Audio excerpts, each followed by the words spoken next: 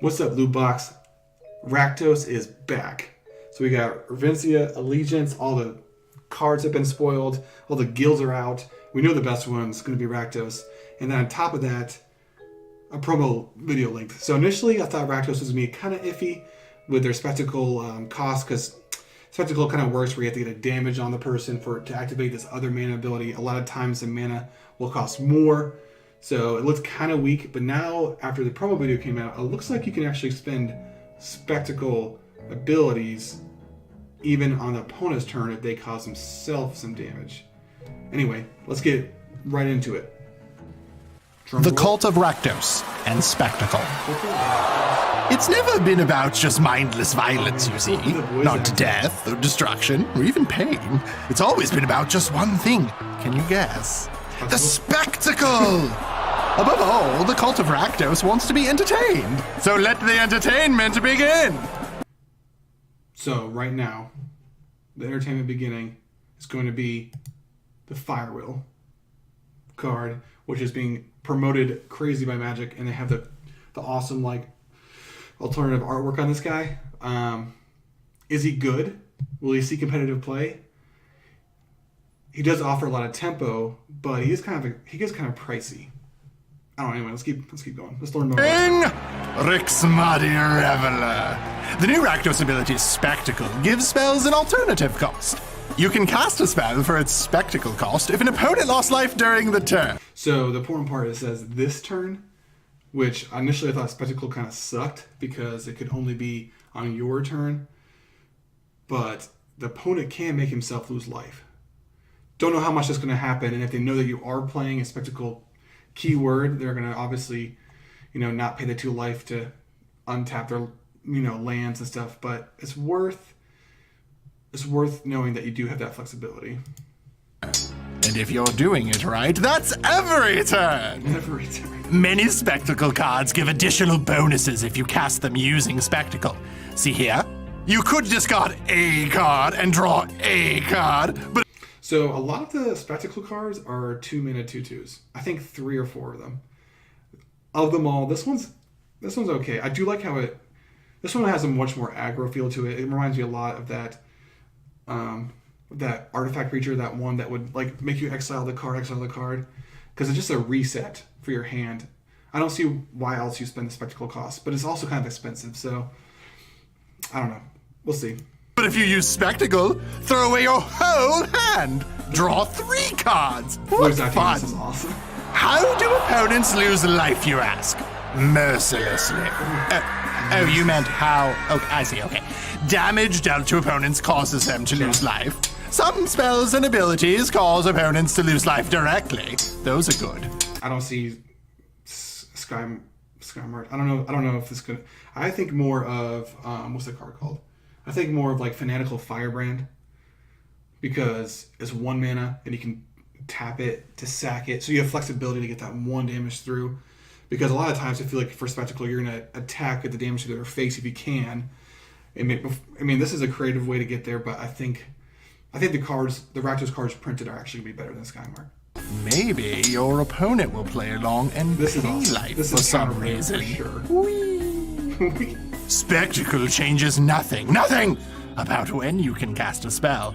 What, Rafter Demon? What are you doing here? Oh, another performer. Wonderful. So you can't cast Rafter Demon, for example, on your opponent's turn. Okay. So they're just making sure that you know that you can't cast Rafter Demon on your opponent's turn, but you can use the Spectacle. Even if they lose life. Haha, too bad. If you pay a Spectacle cost, you don't change the spell's mana cost or converted mana cost. It also doesn't matter how much life your opponent loses, so it might as well be a lot. If you have lots of opponents, a party. This is the strength. I'm telling you right now, the strength and the fun, which is what Rakdos is all about, is going to be a multiplayer game. Friday Night Magic, you're playing Star, you're playing with 5 people. I'm telling you. Any opponent losing life will count. Or all of them. The spectacle cost does not change. Why are you all still sitting there? Nothing's on fire, no one's bleeding. I am bored. Go. Awesome. So we're making a scene Pre-release is on the 19th. I'm more of a regular release guy, which is the 25th. I love Rakdos. So I love the theme. I wanted to focus on 5 cards in this video to kind of capture the theme of Rakdos. So I'm going to focus on Rakdos himself, the Fire Wheeler, and a couple other strong cards. The one card I wanted to talk about is the removal being printed for this color. It's getting a lot of hype. It's getting a lot of good price points. People are pricing it like $10. But this card, Bedevil, destroy target artifact, creature, or planeswalker. So flexibility is there. 3 mana. So I think it's okay for 3 mana. 3 mana to kill a planeswalker seems fair because planeswalkers, you're sinking 5 mana into them or more. I think this might just be more than a tech card. I think we will see this definitely in Rakdos decks, and maybe people will figure a way to squeeze it in other places. Another card I did want to talk about is Captive Audience. Obviously, this is not your competitive 1v1 card, but man, it's going to be so much fun in a multiplayer game. Dropping this and casting, the politics. Anyone who's played multiplayer Magic knows politics is everything. So Captive Audience, man, not only are you like soloing someone out, they have to choose their fate. Hope they have a enchantment removal in their hand. Colt Gilliam I wanted to touch on a little bit because I think this is a must-have in competitive Rakdos decks. You have to have that 1 mana deal 1 damage anywhere. You do have to tap, so it's kind of weak, but it is a 2 mana 2/2. Okay body. It's always gonna be tapped probably if you're trying to squeeze out spectacle costs. But it's gonna have to be on your curve. Like you're gonna have to get this out on curve and hopefully cheat out some other spectacle cards, some of the cheaper ones. Judith is, I don't know. Judith's having an identity crisis because she wants to play as aggro, but I feel like the cards are a little bit more mid-rangey for Rakdos, especially because the really good effects get expensive. And the one they're promoting a lot, Rakdos Fire Wheeler, the one that does 2 damage to an opponent and to a target creature or planeswalker.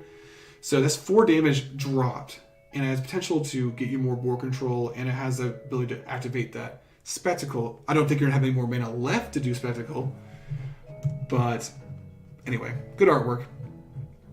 Back to Judith. I don't know. Judith does have the ability to activate spectacle. She is 3 mana for a 2/2 stat line. She does have that kind of aura effect. I don't know. I do kind of like the Fire Wheeler, but I do see Fire Wheeler in 4 and the 2 mana what's that?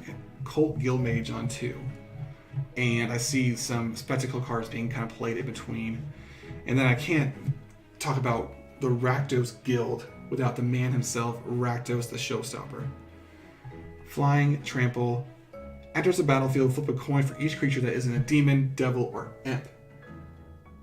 Yeah, so this is not going to see that much competitive play, I don't think. It's way too expensive. I love how they do all the stat lines and demons to be 6/6. Rakdos is another multiplayer gem. I'm going to love bringing a black-red Rakdos deck to a multiplayer, playing so passive, getting the politics going, and then just dropping a Rakdos or dropping that captivate the audience. So yeah, we will go over all of Rakdos' cards and we'll touch a little bit more on, the set coming out, Ravnica Allegiance. And we're also going to focus 2 deck lists that have been put out by experts in the field. We're going to talk about them, talk about how they all play, and hope to see you back. Thanks for tuning in.